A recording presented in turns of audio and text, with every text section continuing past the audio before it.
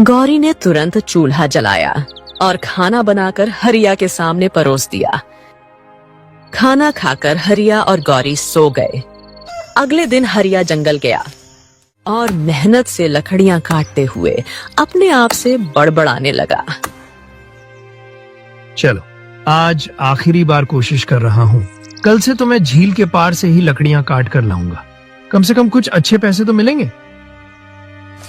कुछ देर बाद हरिया लकड़ियां लेकर गांव के बाजार में आया। सुबह से लेकर शाम तक बैठा रहा, मगर उसकी एक भी लकड़ी नहीं बिकी। थक हार कर हरिया दूसरे दुकानदार के पास गया, जो लकड़ियां रखे बैठा था। भैया, मेरी लकड़ियां तो सुबह से एक भी ना बिकी। तुम मेरी सारी लकड़ियां खरीद लो और जो कुछ भी देना चाहो दे दो। दुकानदार मुस्कुराया।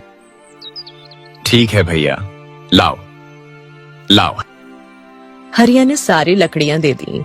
दुकानदार ने 5 मुद्राएं उसके हाथ में पकड़ाई। हैं? केवल 5 मुद्राएं? ए भैया, कल का ग्राहक तो मुझे इतनी ही लकड़ियों के 10 मुद्राएं देकर गया था। हरिया भैया, 5 मुद्राएं मैंने तुम्हें बिल्कुल सही दी हैं। तुम्हारी लकड़ियां 10 मुद्राओं में ही बिकेंगी। 5 मुद्राओं का लाभ लेना तो मुझे भी बनता है ना। आखिर तुम झील के उस पार वाले जंगल में लकड़ियां काटने क्यों नहीं जाते हो भैया? क्योंकि मेरी पत्नी वहां जाने नहीं देती, और ऊपर से गांव वालों का भी मानना है कि झील के अंदर बड़ी रहस्यमय घटनाएं होती रहती हैं, इसीलिए।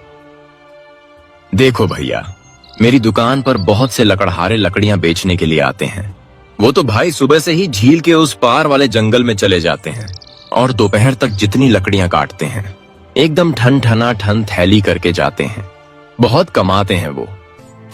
हरिया चुपचाप दुकानदार की बात सुनकर उसे बिना जवाब दिए घर लौट आया। ये क्या? तुम्हारी आमदनी बढ़ने की बजाय दिन ब दिन कम होती जा रही है।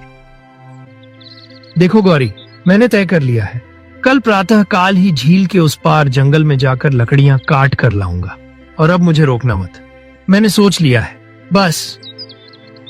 गौरी चुप हो गई, क्योंकि उसके पास चुप रहने के अलावा कोई चारा नहीं था। हरिया की आमदनी दिन ब दिन कम होती चली जा रही थी। अगली सुबह हरिया जल्दी उठा, कुल्हाड़ी उठाई और सीधा झील के उस पार जंगल की ओर चल पड़ा।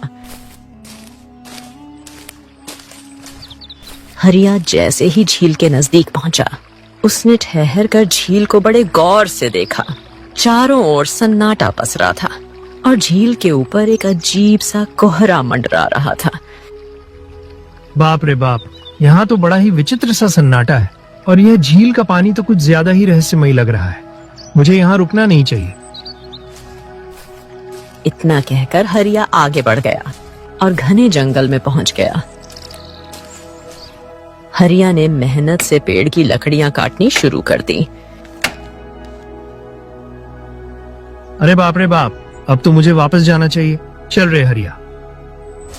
हरिया ने लकड़ियों का गट्ठर बनाया, सिर पर रखा और घर की ओर रवाना हो गया। मगर जैसे ही वो झील के करीब पहुंचा, अचानक भयंकर वर्षा शुरू हो गई।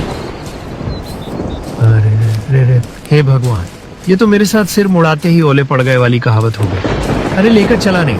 अरे अरे रे रे रे। अचानक उसके सर पर एक लकड़ी गिरी और हरिया बेहोशी की गहराइयों में चला गया। काफी देर बाद हरिया की आंख खुली। वो चौंक कर उठ गया।